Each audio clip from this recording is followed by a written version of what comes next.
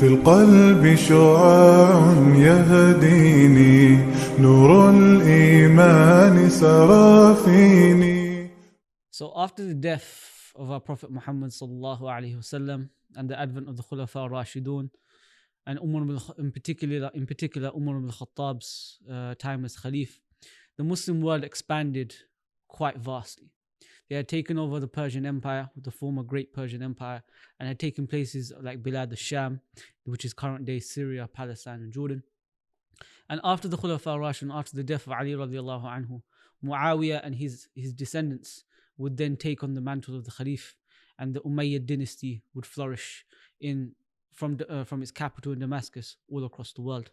And it's during the Umayyad dynasty that the Islamic world expands to one of its greatest heights, to a point where in 711 they are able to take what it was known as Al-Andalusia from the Visigothic kings ruled as Christian, who were ruling as Christians, and the Christian rulers of Spain.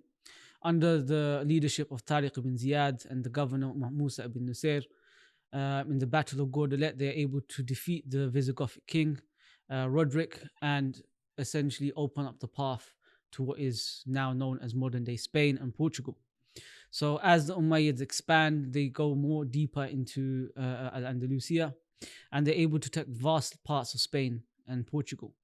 And however, they are not able to take all of Spain and Portugal. For the northern states, the northern area of Spain is where the former Christian kings decide to keep, are able to keep a stronghold in, and eventually later actually becomes the starting point for the Reconquista nearly 800 years later, when the Christians take back Spain for themselves.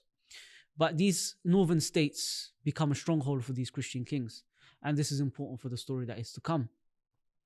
For by the time it hits the 730s, we have the Umayyad Khalif Hisham ibn Abdul Malik. Now, there is a big problem within the Islamic world at this time, for they are facing rebellions, they are facing incursions from an area which is called Transoxiana, and which they're facing rebellions, they're facing battles in which they're trying to maintain control of the lands that they have control over. So what is happening on the other side of the world is what people really remember when it comes to Hisham ibn Abdul Malik's reign, and that is in the year 732, the famous Battle of Tours, or the famous Battle of Poitiers, as it is called as well. At this point in time, there had been multiple governors of Spain. Since 711, since the first conquest of Spain, there had been multiple Arab governors, and in particular at this point in time was a man called Rahman al-Ghafiqi. Now, it's a very important name to remember. But let's look at the context of what is happening in Spain at this time. There is a man called Duke Odo of Toulouse, or Duke Odo of Aquitaine. He used to rule over Toulouse and the areas of Aquitaine in southern France. Very large areas of land which are very, very influential.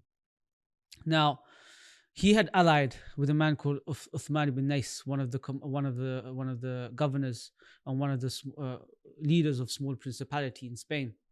And Uthman ibn Nais, he had essentially decided to rebel against the Arab commander Abdurrahman al-Ghafiqi.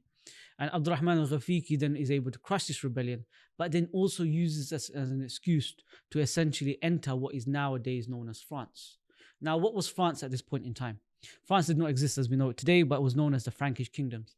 The Frankish kingdoms were also very disunited, and you had areas like Aquitaine, you had areas like Toulouse, Bordeaux, all very famous cities in France today, but all were disunited and used to be part of different Frankish kingdoms ruled by a group of people called the Franks.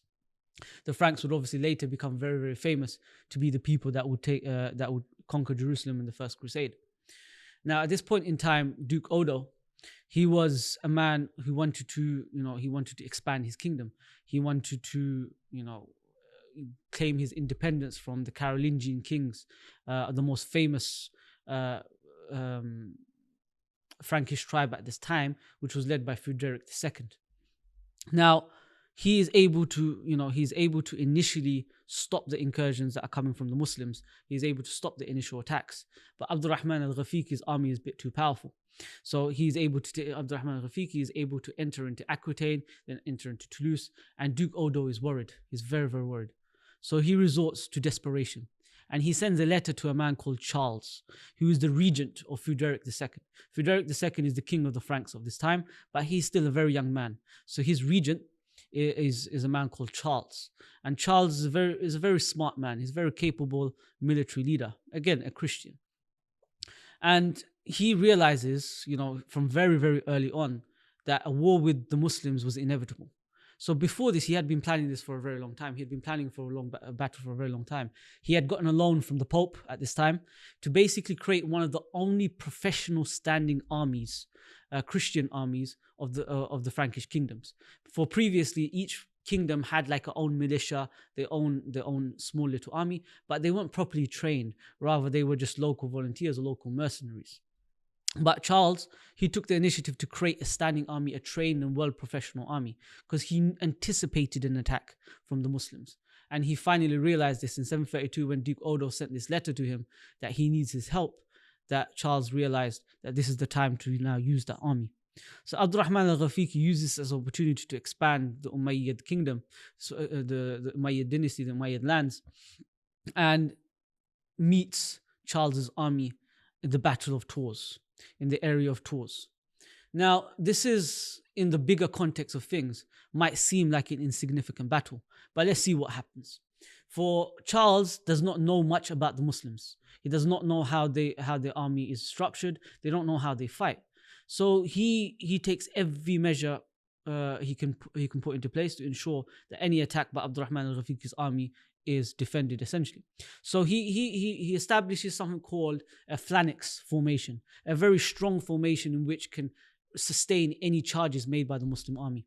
So in the year 732, in October 732, the two armies meet in Tours or Poitiers, a current day city in France. And there are numerous records of this battle. Initially, he said that they waited for 6 days. That Abdurrahman al-Ghafiqi and his army waited for 6 days in order to, attack the other army. Both sides sat for about 6 days to decide what they want to do. And what Abdurrahman al-Ghafiqi's army were worried about as well is that they had previously taken the cities of Bordeaux and other cities in France, and they had a lot of treasure with them. They had a lot of war booty with them. So they also had to consider do we retreat back to Spain, or do we try and advance and take more booty and take more treasures? So after about 6 days, both armies decide to engage. Now remember, Charles has got that very strong phalanx formation, and he's only got an army of 17,000 to about 20,000, whilst the Muslims have an army of about 25,000. So Abdurrahman al-Ghafiqi has the advantage of numbers, but Charles Martel has the advantage of that formation. So both armies fight. The Muslim charges are not able to affect the phalanx formation.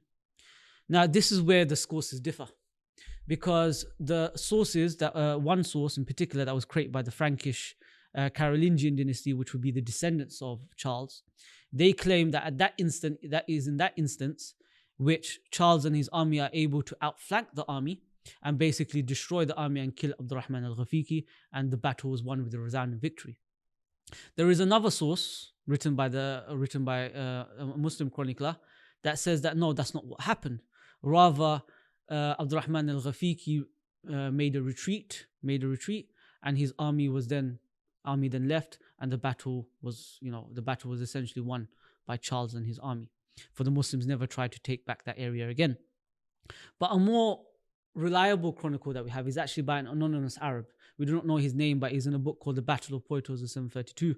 And his record is what most historians claim to be closest to the truth.